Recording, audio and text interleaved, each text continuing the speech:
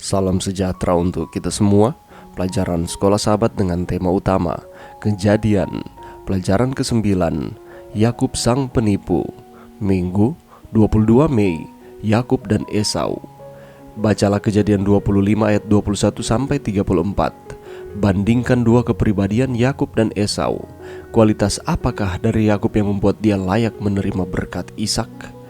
Sejak dari kandungan ibu mereka, kita memahami bahwa Yakub dan Esau berbeda dan akan bergumul melawan satu sama lain. Sementara Esau digambarkan sebagai pemburu tangguh yang tinggal di ladang, Yakub dipandang sebagai orang yang tenang, yang duduk di kemah dan bermeditasi. Kata Ibrani tam diterjemahkan tenang adalah kata kerja yang sama diterapkan pada Ayub dan Nuh. Diterjemahkan saleh untuk Ayub dan tidak bercelah untuk Nuh. Perbedaan karakter ini menjadi lebih nyata di kemudian hari dalam kehidupan mereka. Ketika Esau pulang dengan lelah dan lapar, Yakub memasak kacang merah untuknya. Bagi Esau, kenikmatan fisik dan penampilan langsung dari makanan hari ini lebih penting daripada berkat masa depan yang terkait dengan hak kesulungannya. Janji yang diberikan kepada Abraham dan diteguhkan kepada anaknya dipegang oleh Ishak dan Ribka sebagai tujuan yang besar kerinduan serta harapannya. Esau dan Yakub mengetahui akan janji-janji ini. Mereka telah diajar untuk menghargai hak sulung sebagai satu perkara yang amat penting, karena hal itu mencakup bukan hanya warisan harta duniawi, tetapi juga keutamaan dalam hal yang rohani. Ia yang menerimanya harus menjadi imam dari keluarganya, dan garis keturunannya itu penebus dunia akan datang. Alfa dan Omega jilid 1 halaman 204. Bagi Yakub, berbeda dengan saudaranya, arti penting berkat rohani di masa depan adalah yang terpenting. Namun kemudian di bawah dorongan ibunya, Yakub secara terbuka dan sengaja menipu ayahnya, bahkan menggunakan nama Tuhan Allahmu dalam melakukan penipuan itu. Dia melakukan penipuan yang mengerikan ini meskipun itu untuk sesuatu yang dia tahu baik. Hasilnya tragis, menambahkan lapisan disfungsi baru ke keluarga yang sudah tidak berfungsi dengan baik. Yakub menginginkan sesuatu yang baik, sesuatu yang berharga, dan itu mengagumkan, terutama dibandingkan dengan sikap saudaranya. Namun, dia menggunakan tipu daya dan kebohongan untuk mendapatkannya. Bagaimanakah kita dapat menghindari jatuh ke dalam perangkap serupa untuk melakukan yang buruk sehingga kebaikan bisa datang? Pelajaran yang bisa kita dapatkan pada saat ini, kalau kita membaca di dalam Kejadian 25 ayat 21 sampai 34, kita bisa membandingkan dua kepribadian antara Yakub dan Esau. Dan sejak dari kandungan ibu mereka, kita dapat mengetahui bahwa Yakub dan Esau itu berbeda dan akan bergumul melawan satu sama lain. Esau digambarkan sebagai pemburu yang luar biasa yang tinggal di ladang, sedangkan Yakub dipandang sebagai orang yang jauh lebih tenang dibandingkan Esau, dan ia tinggal di kemah dan bermeditasi. Dan kata tenang ini juga digunakan untuk menggambarkan karakter Ayub dan Nuh. Ayub digambarkan sebagai seorang yang saleh dan Nuh sebagai seorang yang tidak bercela.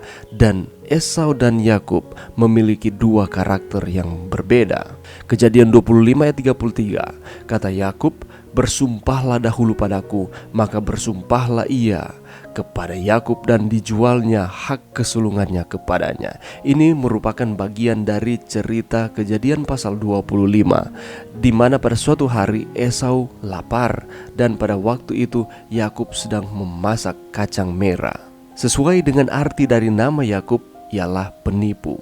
Tidak hanya namanya, tapi perbuatannya juga mencerminkan bahwa ia suka menipu. Orang yang menghalalkan segala cara untuk mendapatkan apa yang diinginkannya. Dan dengan caranya yang licik, Yakub menipu Esau, saudaranya, agar ia mau menjual hak kesulungannya dengan ditukar semangkuk kacang merah, karena pada situasi tersebut Esau sedang lapar. Dan setelah ia dapat menipu Esau dengan semangkuk kacang merah, Yakub juga menipu Ishak ayahnya, sehingga Ishak pun tidak berdaya dan memberkati dia dengan memberikan berkat kesulungan kepada Yakub, sehingga ia menjadi orang yang sangat terberkati. Kalau kita menilai akan cerita ini sebagai manusia, hal itu merupakan suatu hal yang aneh. Mengapa orang yang demikian licik, yang sering menipu satu dengan yang lain, justru sepertinya diberkati oleh Tuhan? Bagaimana bisa Tuhan memberkati seorang yang suka menipu sama seperti dengan Yakub? Dalam hal ini, Esau telah melakukan keteledoran dalam menjaga hak kesulungannya. Ia memandang hak kesulungannya itu sebagai suatu hal yang biasa saja, suatu hal yang rendah, sehingga ia menukarkan itu dengan semangkuk makanan. Sebaliknya, Yakub sangat menghargai berkat dan hak kesulungannya, sehingga berbagai upaya ia akan lakukan untuk mendapatkan akan hak kesulungan tersebut. Itulah yang menjadi salah satu penyebab dari semua peristiwa tadi, sehingga hak kesulungan itu pun jatuh ke tangan Yakub. Itu adalah konsekuensi ketidaktaatan Esau kepada Tuhan, tetapi bukan berarti juga Allah mengizinkan penipuan terjadi di dalam kehidupan umat-umat percaya. Ada konsekuensi yang harus dirasakan oleh Yakub ketika dia menipu akan Esau dan ayahnya Ishak. Pada akhirnya ia tidak bertemu kembali dengan ibunya sampai ibunya mati, maupun dengan ayahnya. Itu merupakan salah satu konsekuensi yang harus dirasakan oleh Yakub, dan kita akan melihat di hari-hari selanjutnya konsekuensi demi konsekuensi apa saja yang ia harus rasakan oleh karena ia menipu.